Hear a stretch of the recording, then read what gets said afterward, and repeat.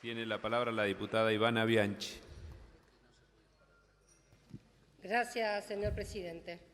Bueno, celebro esta tarde el volver a escuchar, después de muchos años en esta Cámara, que existen los pobres y que existe la gente vulnerable, de parte justamente del miembro informante de este proyecto.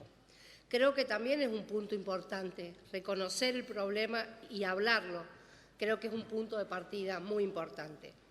Mire, señor presidente, Argentina está inmersa en una gran crisis económica, donde la economía está blindada, donde la economía argentina está frágil y está vulnerable. Y la verdad que este tipo de proyectos, hay que decirlo, ayuda, pero no es suficiente, por algo que seguramente voy a poder explicar en el transcurrir de este discurso. Mire, la Argentina está dentro de los 89 países que obviamente que cobran IVA, con las cuotas, una de las cuotas más altas, después de Hungría con el 27%. ¿Y sabe dónde cae esto? ¿Dónde recae? Justamente en los más vulnerables, en los más empobrecidos, en la gente del interior profundo, que tiene menos posibilidades que la gente por ahí de los grandes urbes.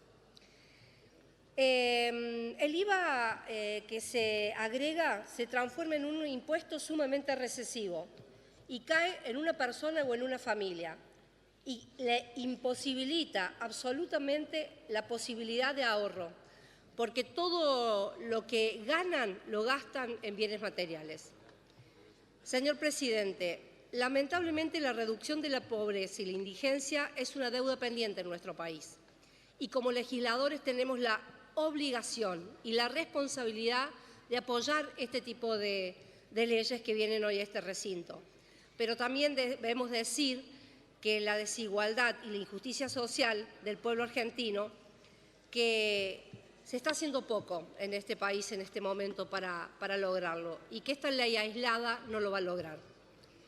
La Organización de las Naciones Unidas informa y cuenta que en muchos países en desarrollo justamente lo que se produce es que la mayoría de las personas se gastan entre el 60 y el 80% de su sueldo para poder alimentarse, para poder consumir los alimentos netamente básicos, ni hablar de una canasta básica un poco más elevada.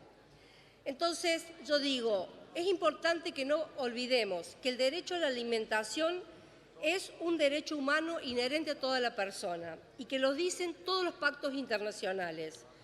Y hoy estamos acá para no poder decir que esto se está cumpliendo. ¿Y sabe por qué, señor presidente? Porque está muy buena esta ley, está muy bueno las paritarias que se han logrado, pero todos sabemos que si no logramos frenar la inflación en 5 o en 6 meses, todo esto se va a diluir, todo esto va a quedar en saco roto, como le ha pasado a muchas personas y a muchos trabajadores que en marzo tuvieron una paritaria y hoy por hoy, con la gran inflación que hay, su sueldo ha quedado netamente igual como si no hubieran tenido aumento.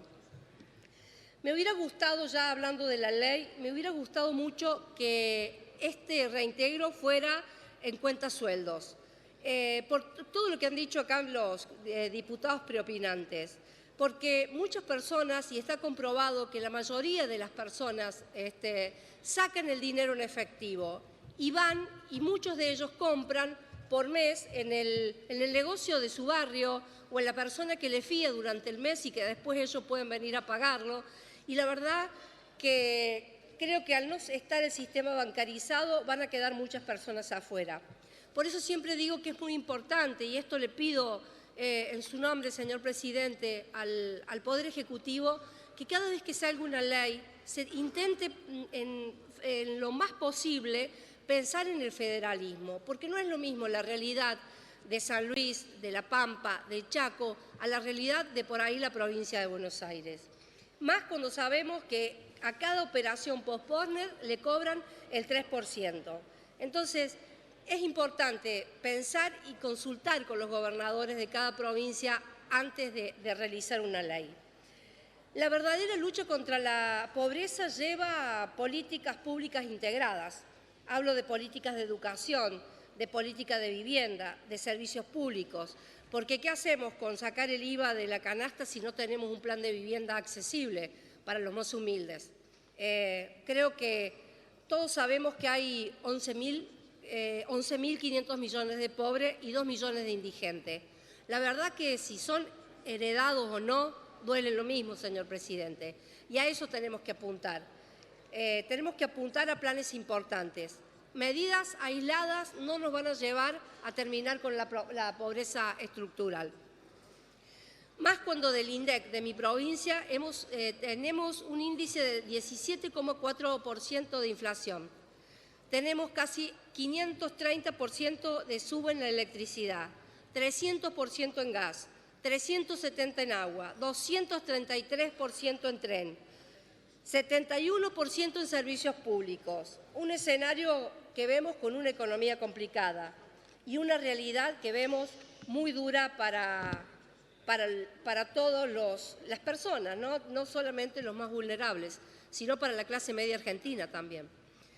Por ello creo, y lo digo una vez más, que necesitamos medidas integradas, conjuntas, mancomunadas, coordinadas y federales. Muchas gracias, señor presidente. Gracias, señora diputada.